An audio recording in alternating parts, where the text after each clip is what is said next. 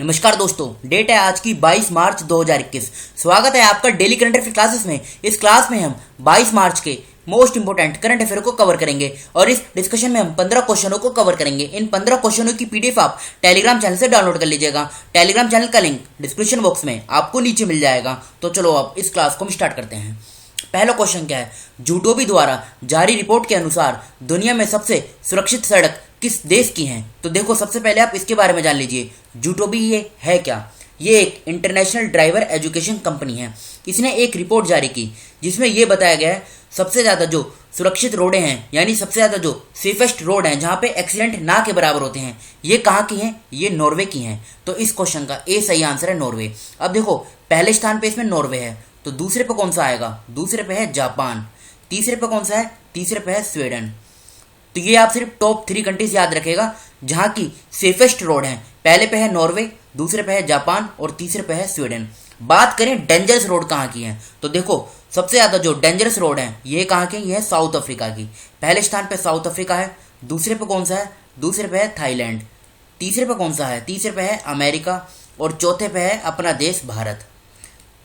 तो याद रखेगा, भारत की जो इसमें रैंक है ये चौथी रैंक है। सबसे ज्यादा जो डेंजरस रोड है ये भारत के हैं। फिर से बोलता हूं, जहां पे सबसे ज्यादा सुरक्षित रोड है ये कहां पे है? नॉर्वे, फिर जापान और फिर स्वीडन।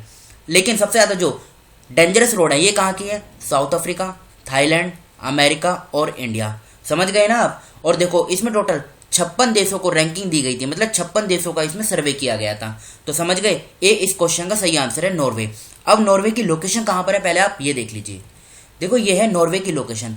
यूरोप के अपर पार्ट में है नॉर्वे। यहाँ पर नॉर्वे है, ये स्वीडन है, ये फिनलैंड है। यहाँ से आप एक फैक्ट याद रखेगा। देखो, ये सारा ना इधर ये रशिया है और इधर ये देखो नॉर्वे की बाउंड्री और इधर ये फिनलैंड की बाउंड्री। इन दोनों की सीमा रशिया के साथ लगती है। लेकिन ये जो स्वीडन है ना, इसकी बाउंड्री सिर्फ यहाँ तक है, इसकी बाउंड्री रशिया के साथ नहीं लगती है। तो हो सकता है क्वेश्चन इस प्रकार से भी पूछ रहा जाए, क्या नॉर्वे की सीमा रशिया के साथ लगती है? जी हाँ, इसकी बाउंड्री रशिया के साथ लगती है। इसकी कैपिटल क्या है रशिया की? तो देखो, कैपिटल है ओस्लो और यही इसकी लार्जेस्ट सिटी भी है। करेंसी क्या है? Norwegian krone. ये आगे वाला आप याद रखेगा, क्रोन इसकी करेंसी है। प्रधानमंत्री कौन है? तो अर्ना सोलबर्ग, ये प्रधानमंत्री हैं नॉर्वे के। चलते हैं हम अगले क्वेश्चन की तरफ। किस राज्य सरकार के स्वास्थ्य विभाग ने सभी फ्रंटलाइन चिकित्सा कर्मियों को उनकी सेवाओं के लिए 1 महीने का अतिरिक्त वेतन देने का फैसला किया है? तो ये फैसला लिया गया है झारखंड की सरकार के द्वारा। तो सी इस क्वेश्चन का सही आंसर है झारखंड। और देखो, कल ही हमने पढ़ा था झारखंड की सरकार ने सामर अभियान को लॉन्च किया था। इसका मकसद क्या था? माल न्यूट्रिशन, कुपोषण की जो समस्या है इससे निपटना। तो सामर अभियान ये झारखंड ने लॉन्च किया था। अब देखो, बात यहाँ पे झारखंड की हुई है, तो झारखंड की लोकेशन देखिए पहले आप कहाँ पर है। ये है झारखंड की लोकेशन। इसकी बाउंड्री किन किन राज्यों के साथ लगती है पहले हम ये देख लेते हैं। देखो, ये है झारखंड, उड़ीसा, छत्तीसगढ़, उत्तर प्रदेश, बिहार और पश्चिम बंगाल। टोटल मिलाकर 5 राज्यों के साथ झारखंड की सीमा लगती है। झारखंड की अगर हम बेसिक डिटेल के बारे में बात करें तो देखो, रांची इसकी कैपिटल है। मुख्यमंत्री कौन है? हेमंत सोरेन। राज्यपाल कौन है? द्रौपदी मुर्मू। और यहाँ पे जिलों की संख्या कितनी है? 24 जिले हैं। लोकसभा की 14 सीट, राज्यसभा की 6, विधानसभा की 81 सीटें हैं। फॉर्मेशन कब हुई थी? 15 नवंबर 2000 में इसकी फॉर्मेशन हुई थी। रांची में इसकी हाईकोर्ट है, जहाँ के मुख्य न्यायाधीश है रवि रंजन। और इन 5 राज्यों के साथ झारखंड की सीमा लगती है। बढ़ते हैं हम अगले क्वेश्चन की तरफ। किसने सही दिशा अभियान शुरू किया है? देखो, ये जो सही दिशा अभियान है ना, इसको लॉन्च किया गया यूएनडीपी के द्वारा। इसका मकसद क्या है? मकसद है वुमेन एम्पावरमेंट। अगर हम 2 भाषा में मतलब सिंपल लैंग्वेज में बात करें तो वुमेन एम्पावरमेंट के लिए इसको लॉन्च किया गया है सही दिशा। किसने लॉन्च किया है? यूएनडीपी। अब बात कर लेते हैं यूएनडीपी के बारे में। देखो, यूएनडीपी का पूरा नाम क्या है? United Nations Development Programme. Hindi में बोले तो संयुक्त राष्ट्र विकास कार्यक्रम। इसकी फॉर्मेशन कब हुई थी? तो देखो, फॉर्मेशन हुई थी इसकी, अगर आप डेट याद रखें तो 22 नवंबर 1965। कभी कभी एग्जाम में ये आगे वाली डेट भी पूछ ली जाती है। तो 1965 में इसकी स्थापना हुई थी। मुख्यालय यानी हेडक्वार्टर कहाँ पर है? तो ये न्यूयॉर्क सिटी में इसका हेडक्वार्टर है। समझ गए आप? और इसके देखो, जो हेड या फिर एडमिनिस्ट्रेटर ये कौन है? तो ये है अकीम स्टेनर। यहाँ पे लिख देता हूँ ACHIMSTEINER। अकीम स्टेनर ये कौन है? ये इसके हेड हैं। ये काम क्या करती है यूएनडीपी? तो देखो, ये काम करती है सस्टेनेबल डेवलपमेंट गोल। इनके बारे में आपने सुना होगा। ये टोटल 17 गोल है और 2030 तक इनको अचीव कर लेना है। तो इनको अचीव करने के लिए ये यूएनडीपी उन देशों की सहायता करती है। तो सी इस क्वेश्चन का सही आंसर है यूएनडीपी। बढ़ते हैं हम अगले क्वेश्चन की तरफ। किसे नए विदेश मंत्रालय के प्रवक्ता के रूप में नियुक्त किया गया है? तो बताइए। तो देखो इस क्वेश्चन का सही आंसर है अरिंदम बागची। ए इस क्वेश्चन का सही आंसर है। इनको मिनिस्ट्री ऑफ एक्सटर्नल अफेयर का स्पोक्स पर्सन यानी प्रवक्ता अपॉइंट किया गया है। ये किनकी जगह लेंगे? तो ये जगह लेंगे अनुराग श्रीवास्तव की। और देखो ये जो अरिंदम बागची है ना, ये है कौन? ये 1995 के आईएफएस ऑफिसर हैं, मतलब 1995 बैच के आईएफएस ऑफिसर हैं। पिंगाली वेंकैया, इनके बारे में हमने कल ही पढ़ा था। आंध्र प्रदेश के मुख्यमंत्री ने इनके लिए केंद्र सरकार से भारत रत्न की बात मतलब भारत रत्न इनको देने के लिए कहा है। प्राइम मिनिस्टर को आंध्र प्रदेश के मुख्यमंत्री वाईएस जगनमोहन रेड्डी ने ये लेटर लिखा है। और देखो इनको द फ्लैगमैन के नाम से भी जाना जाता है। अजय माथुर ये कौन है? ये आईएसए इंटरनेशनल सोलर अलायंस के डीजी हैं। तो ए इस क्वेश्चन का सही आंसर है अरिंदम बागची। बढ़ते हैं हम अगले क्वेश्चन की तरफ। मार्च 2021 में किस राज्य की विधानसभा ने लोक व्यवस्था में विघन के दौरान क्षति वसूली विधेयक 2021 पारित किया है? देखो ये बिल है क्या? देखो जब किसी प्रकार का हड़ताल होती है, प्रदर्शन होता है, तो वहां पे उसका मिसयूज किया जाता है, वहां पे काफी नुकसान हो जाता है, जैसे बसों में आग लगा देनी। तो देखो इस प्रकार का जो नुकसान होता है ना, अब हरियाणा की सरकार ने इसी को देखते हुए एक बिल पास किया है। नाम क्या है इस बिल का?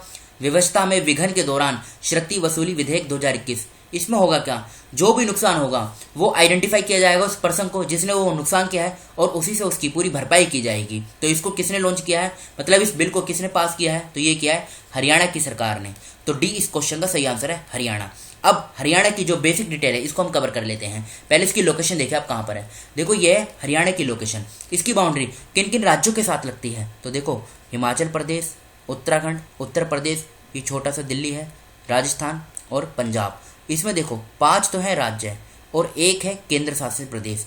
दिल्ली केंद्र शासित प्रदेश है और 5 राज्य कौन कौन से हैं अभी हमने पढ़ा, हिमाचल प्रदेश, उत्तराखंड, उत्तर प्रदेश, राजस्थान और पंजाब। तो ये तो बात करी हमने हरियाणा की लोकेशन की।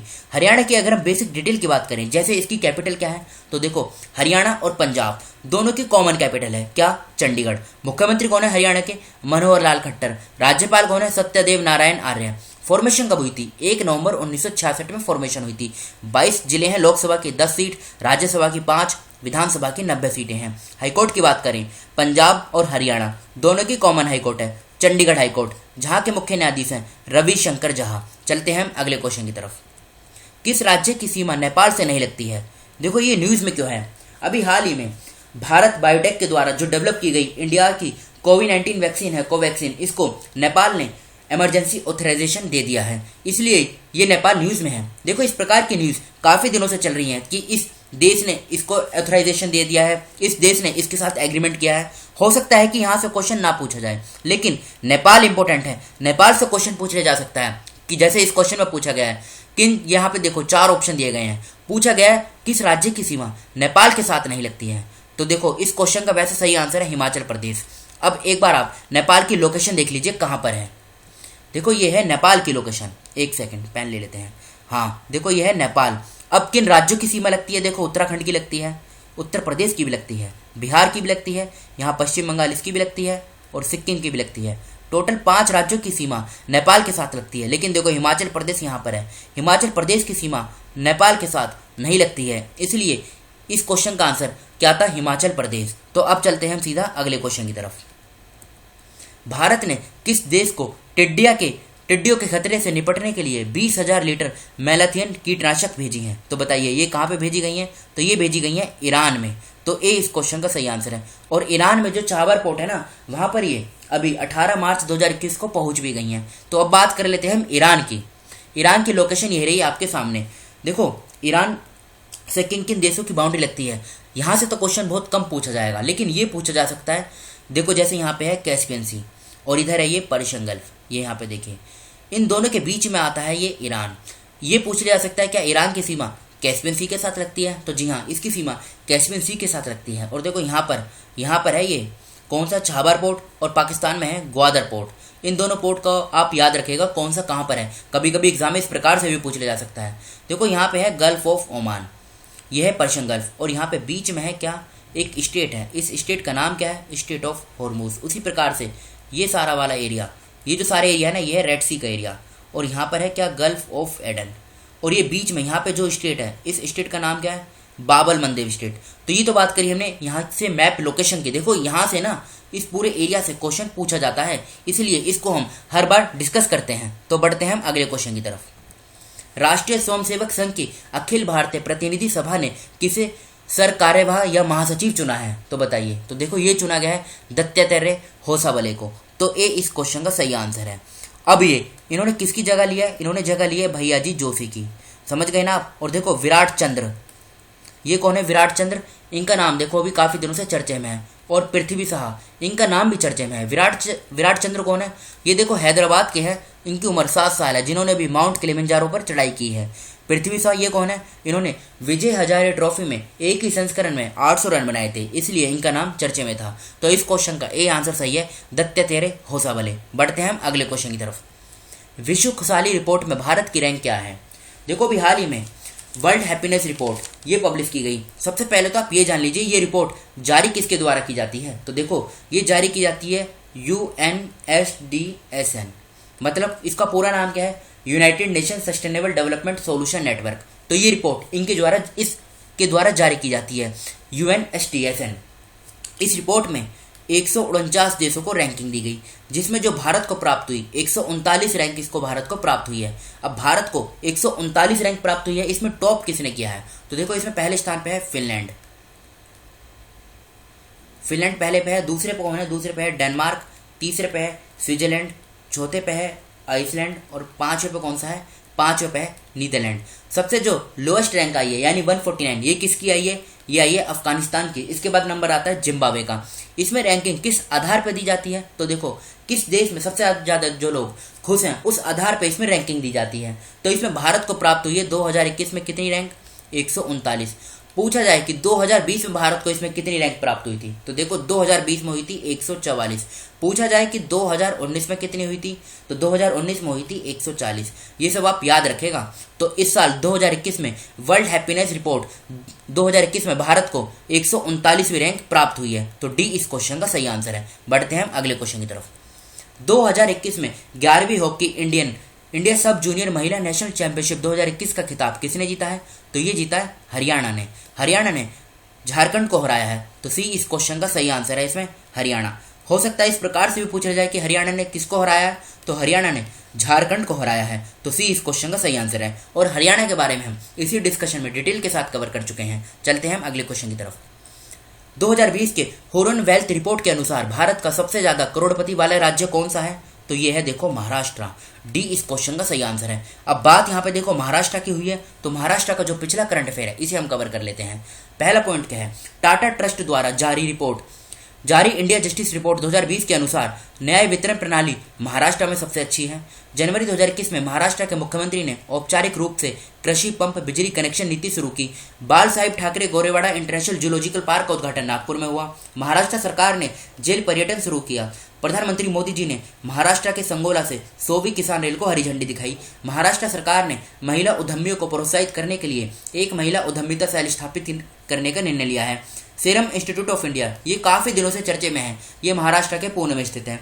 केंद्र ने वार्षिक योजना के तहत महाराष्ट्र के लिए 5801 करोड़ रुपए की नई राष्ट्रीय राजमार्ग परियोजना को मंजूरी दी है। महिसमाल गांव ये महाराष्ट्र में स्थित है। ये देखो न्यूज में क्यों था? क्योंकि यहाँ पे जो नल का पानी है ना वो इस गांव के लोगों को उपलब्ध हो गया है। तो अब बात कर लेते हैं महाराष्ट्र की लोकेशन के बारे में।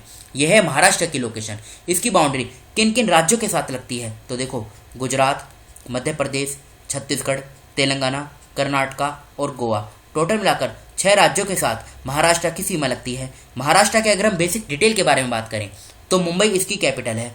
फॉर्मेशन कब हुई थी? 1 मई 1960 में इसकी फॉर्मेशन हुई थी। देखो ये सभी पॉइंट इंपोर्टेंट है, इसलिए महाराष्ट्र की ज्यादा से ज्यादा जो इन्फॉर्मेशन है वो हमने यहाँ पे कवर करी है।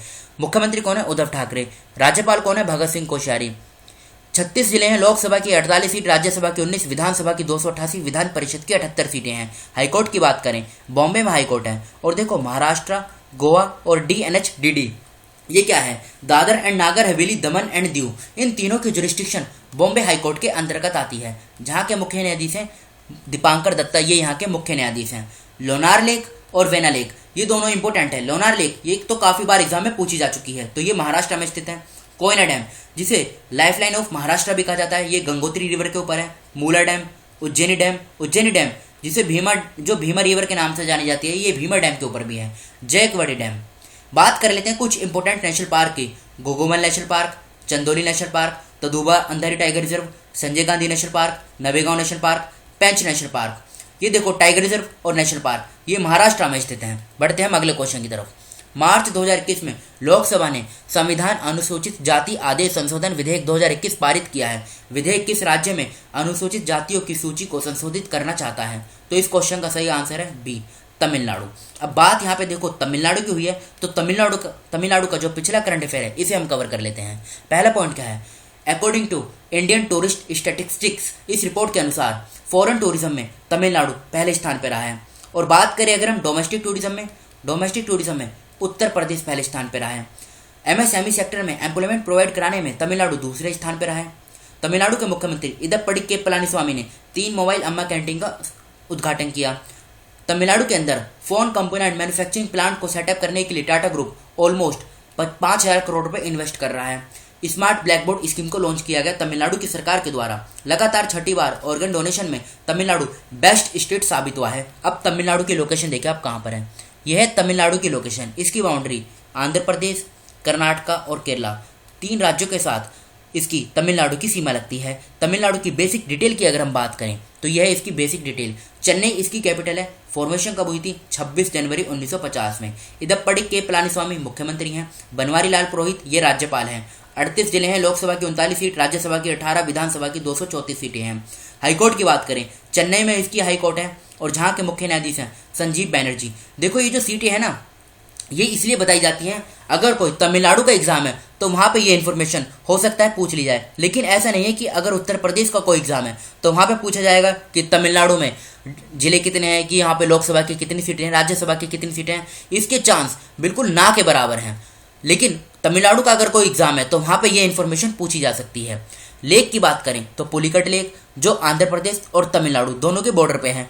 कोलावई लेक, अम्बातुर लेक और कोडाईकनाल लेक, सिंगानल्लूर लेक ये कहाँ पर है? ये सभी लेक कहाँ पर हैं? ये तमिलनाडु में स्थित हैं।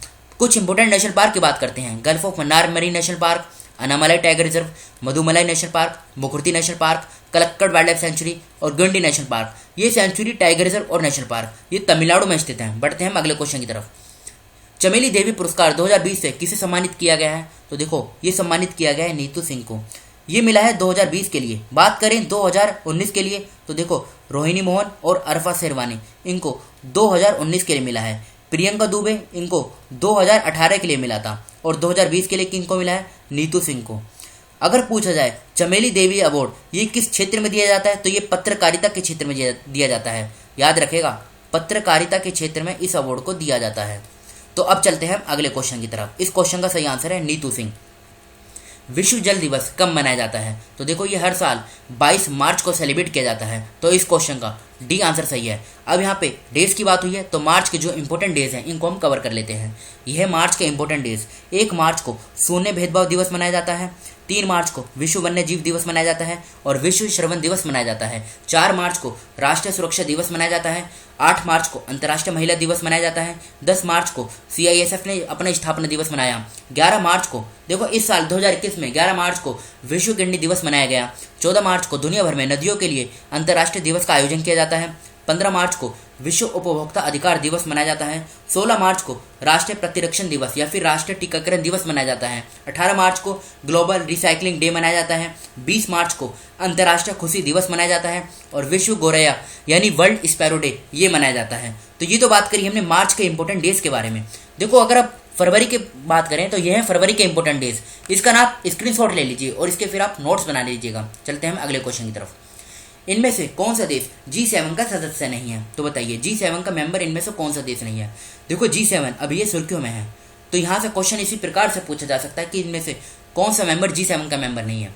अब समझते हैं। देखो G7 में टोटल 7 मेंबर है। कौन कौन से? कनाडा, दूसरे नंबर पर बात आती है फ्रांस, जर्मनी, इसके बाद है इटली, जापान, UK और USA यानी अमेरिका। फिर से बोलता हूँ, Canada, France, Germany, Italy, Japan, UK और अमेरिका। अब देखो जापान भी है, इटली भी है, जर्मनी भी है, लेकिन ऑस्ट्रेलिया नहीं है। तो इस क्वेश्चन का जो सही आंसर है ये ऑस्ट्रेलिया है। ऑस्ट्रेलिया G7 का मेंबर नहीं है। देखो G7 में ना पहले एक हुआ करता था रशिया, तो फिर बन गया था ये G8, लेकिन फिर 2014 में रशिया इससे अलग हो गया, तो फिर ये वापस बन गया G7। याद रखेगा, रशिया जुड़ जाएगा तो बनेगा G8 और रशिया अलग हट गया तो ये बन गया G7। तो सी इस क्वेश्चन का सही आंसर है ऑस्ट्रेलिया। ये तो थे हमारे देखो आज के करंट अफेयर। अब कल के क्वेश्चन जो आपसे पूछे गए थे, किस आईआईटी और मैनचेस्टर विश्वविद्यालय ने एक दोहरा अवार्ड पीएचडी कार्यक्रम शुरू किया है? तो इस क्वेश्चन का सही आंसर है आईआईटी खड़गपुर। समिया सुलूह हसन ने 19 मार्च 2021 को किस देश की पहली महिला राष्ट्रपति के रूप में शपथ ली? तो तंजानिया इसका सही आंसर है। कौन सा देश अंतर्राष्ट्रीय सौर गठबंधन आईएसए में शामिल हुआ है? तो ये हुआ है इटली। किस राज्य में मिशन ग्राम उद्योग का शुभारंभ किया गया? तो इसका आंसर है मध्य प्रदेश। मार्च 2021 में भारत और किस देश ने एक संयुक्त आयोग की स्थापना करने का निर्णय लिया? तो इस क्वेश्चन का सही आंसर है कुवैत। मार्च 2021 में बांग्लादेश की प्रधानमंत्री शेख हसीना ने अमर अकुशी पुस्तक मेले का उद्घाटन किया। कहां पर? तो ये किया ढाका के अंदर। ये तो थे हमारे कल के क्वेश्चन। अब आज के क्वेश्चन जिनका आंसर आपको बताना है, लेकिन उससे पहले आप ये सुन लीजिए। देखो, कल जब हम डिस्कस कर रहे थे तो हम ऋतिका फोगट के बारे में बात कर रहे थे, तो मैंने उस समय देखो इनके साथ मिताली राज को भी पढ़ाया था। तो मैंने क्या काम कराया था, गलती से मुझसे राजस्थान भूल गया था। देखो, मिताली राज तो राजस्थान से बिलोंग करती हैं, लेकिन मैंने ये बोल दिया था कि ये ऋतिका फोगट ये भी राजस्थान की हैं, लेकिन ये गलत, ये सही नहीं है। सही है कि ये जो ऋतिका फोगट है ना, ये हरियाणा से बिलोंग करती हैं, मतलब इस क्वेश्चन का आंसर हरियाणा होगा। मैंने इन दोनों को मर्ज कर दिया था कि ये राजस्थान से ही हैं, लेकिन आप इसको करेक्ट कर लीजिएगा, ऋतिका फोगट राजस्थान से नहीं, ये हरियाणा से हैं। तो अब ये आज के क्वेश्चन जिनका आंसर आपको बताना है, वनधन विकास योजना के लिए किस राज्य को मॉडल राज्य घोषित किया गया है? दूसरा क्वेश्चन, किस राज्य यूटी ने Ratle hydro electric power corporation की स्थापना को मंजूरी दी है? USIAI पहल किन दो देशों की है? पिंगली वेंकैया के लिए भारत रत्न की मांग किस राज्य के मुख्यमंत्री ने की है? इसको तो हमने इसी डिस्कशन में कवर भी किया है। मार्च 2021 में पहली अमेरिकी चीन बैठक किस स्थान पर हुई? राउरकेला स्टील प्लांट किस राज्य में स्थित है? तो इन 6 क्वेश्चनों का आंसर आपको बताना है। और देखो, इस इन्फॉर्मेशन को आप करेक्ट कर लीजिएगा कि ऋतिका फोगट ये हरियाणा से बिलोंग करती हैं, ना कि राजस्थान से। तो फिलहाल इस डिस्कशन को हम यहीं पर रोकते हैं। Thank you.